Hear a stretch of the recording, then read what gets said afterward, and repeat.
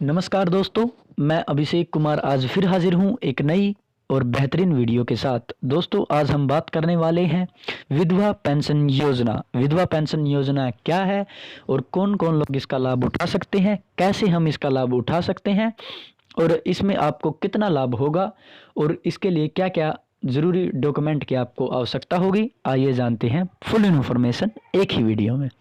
जैसा कि आप नाम से ही समझ गए होंगे कि विधवा पेंशन योजना यह हरियाणा सरकार के द्वारा निकाली गई एक योजना है जिसमें विधवा महिलाओं को प्रति माह 2250 रुपए की राशि प्रदान की जाती है ताकि वह अपना जीवन यापन कर सकें।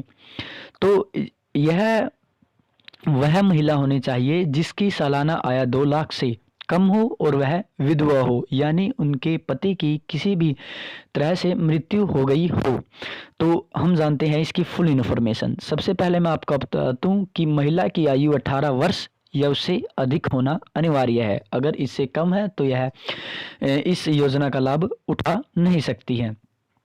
और मैं अगर इसकी पात्रता की बात करूं तो सबसे पहले मैं आपको बता देता हूं कि इस योजना के तहत विधवा महिलाओं को ही पात्र माना जाएगा, यानी जो महिला विधवा है उन्हीं के लिए यह योजना निकाली गई है।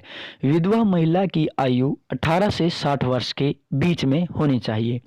आप जान गए होंगे कि 18 से 60 वर्ष क्यों रखी गई है, क्योंकि 18 से कम में तो शादी नहीं होती है और 60 से ऊपर के लिए बुढ़ापा पेंशन योजना बनाई गई है। तो इसीलिए 18 से 60 वर्ष के बीच में ही यह उनकी आयु होनी चाहिए। यदि पति की मृत्यु के बाद आवेदिका ने पुनर्विवाह किया है, जैसे कि कोई महिला विधवा हो जाती है और उसने दोबारा शादी कर ली है, तो वह इस योजना का लाभ उठा नहीं सकती है। यह सिर्फ विधवा महिला के लिए है जो अकेली रहती है, अपने बच्चों का पालन पोषण करती है। बच्चे हैं अगर नहीं भी हैं तो वह अकेली रहती है और अपना जीवन यापन करने में असमर्थ है, इसलिए उसको यह पेंशन योजना दी जाती है।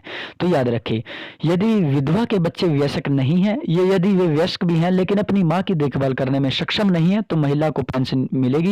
यदि कोई विधवा वयस्क नहीं है तो वह पेंशन पाने के लिए पात्र नहीं है। तो आप जान गए होंगे कि इसकी पात्रता क्या है। आइए जानते हैं कि इसके लिए आपको जरूरी डॉक्यूमेंट क्या क्या चाहिए होंगे। तो सबसे पहले आवेदिका का आधार कार्ड, आपको जो महिला विधवा है उसका आधार कार्ड होना अनिवार्य है।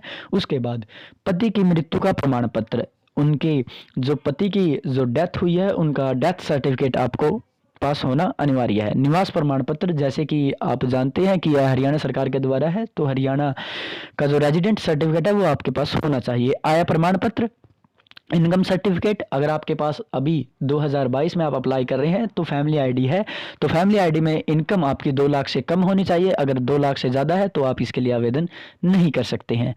आयु प्रमाण पत्र, आयु प्रमाण पत्र में आप आपके जन्म पत्री दे सकते हैं। अगर आपके पास जन्म पत्री नहीं है तो 10th के डीएमसी आप दे सकते हैं। बैंक अकाउंट पासबुक, आपके पास बैंक अकाउंट पासबुक होनी चाहिए जिसपे IFSC कोड लिखा होना अनिवार्य है। मोबाइल नंबर, आपके पास मोबाइल नंबर आपका होना चाहिए। पासपोर्ट साइज फोटो, आपके पास पासपोर्ट साइज आपकी फोटो होनी चाहिए। अगर आप इस योजना का लाभ उठाना चाहते हैं तो आप CSC में जाकर इस सभी डॉक्यूमेंटों को लेकर CSC में जाकर एक फॉर्म अप्लाई करवा सकते हैं और इस विधवा पेंशन योजना है इसका लाभ उठा सकते हैं।